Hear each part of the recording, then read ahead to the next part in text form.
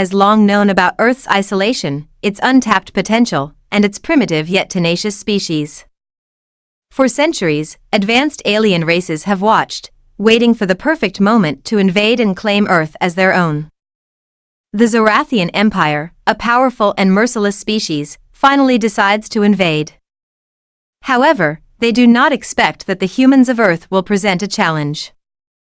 In fact, they expect the humans to be nothing more than a nuisance, easy to subjugate with superior technology and military might. The story begins with the Zorathian warships appearing in Earth's skies, their massive, terrifying ships breaking through the atmosphere. They land in major cities across the world, releasing hordes of soldiers that quickly overwhelm local military forces. Cities are burned, civilians are rounded up, and Earth's defense systems are rendered useless by the advanced alien technology. The Zorathians have succeeded in their first goal. Earth is under their control. Their leader, a ruthless and calculating general named Valrath, speaks to his people. "We will conquer this planet in days, not weeks. These creatures are no match for us." But Valrath and his people have underestimated humanity's greatest strength, resilience. While the Zorathians are focused on their conquest, humanity begins to fight back. Small, disorganized resistance cells spring up across the globe. At first, the humans are easily crushed by the overwhelming power of the Zorathians. However, one thing begins to surprise the invaders: humans do not give up.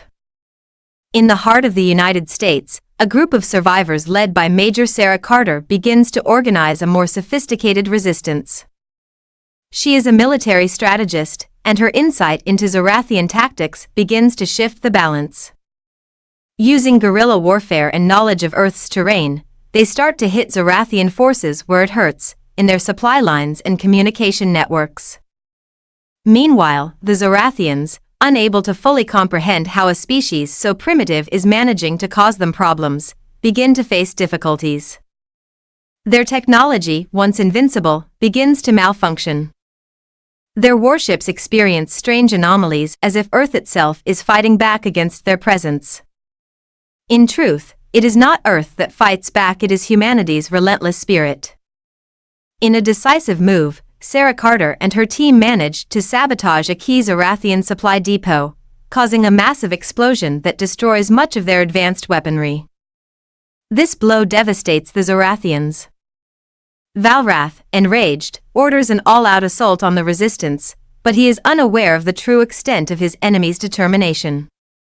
Unbeknownst to Valrath, the malfunctioning Zorathian technology is no accident. Earth's magnetic fields and the unusual properties of its atmosphere have interfered with the invaders' ships. The Zorathians realize they have made a grave mistake: they are trapped. Their ships, once capable of traversing the galaxy, can no longer function properly in Earth's environment. The Zorathians are stuck, unable to escape the planet. Their technology is failing, and they begin to lose their once unshakable grip on Earth. With their escape routes compromised, the Zorathians panic. Valrath orders his forces to escalate their attacks, hoping to break the spirit of humanity. But the more the Zorathians fight, the more they learn that they are facing an opponent unlike any they've encountered before. In a desperate bid to leave, Valrath activates a doomsday weapon capable of destroying entire cities. However, humanity is already one step ahead. Sarah and her team have intercepted the weapon's activation sequence and hack into the Zorathian communications network. They turn the doomsday weapon against the invaders, rendering it useless. As the Zorathians lose control, Earth's forces begin to push back. With their technology in disarray and their resources dwindling, the Zorathians realize that they cannot win this war. The humans, once considered primitive, have proven to be their undoing. The story culminates in a massive battle where the Zorathians, now on the brink of defeat, make their final stand. They are surrounded by human forces, and their ships are being destroyed one by one. In a last-ditch effort to escape, Valrath orders the remaining Zorathian warships to launch an emergency exodus. However, Earth's atmosphere and magnetic fields interfere with their departure, rendering their ships useless. Valrath, once so confident in his superiority, now realizes the truth. The Zorathian Empire's hubris has led to their downfall.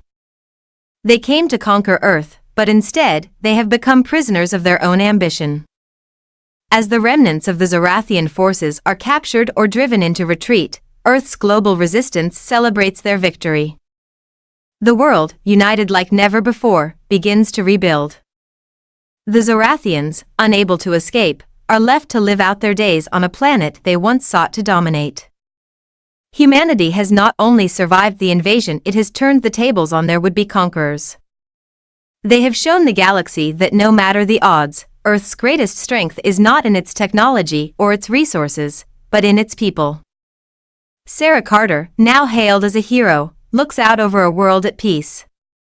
She knows that humanity has just begun its journey, and while they have defeated one empire, the stars are full of new challenges and enemies.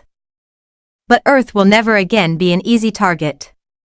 Humanity's story, from humble beginnings to galaxy-defying warriors, is only just beginning.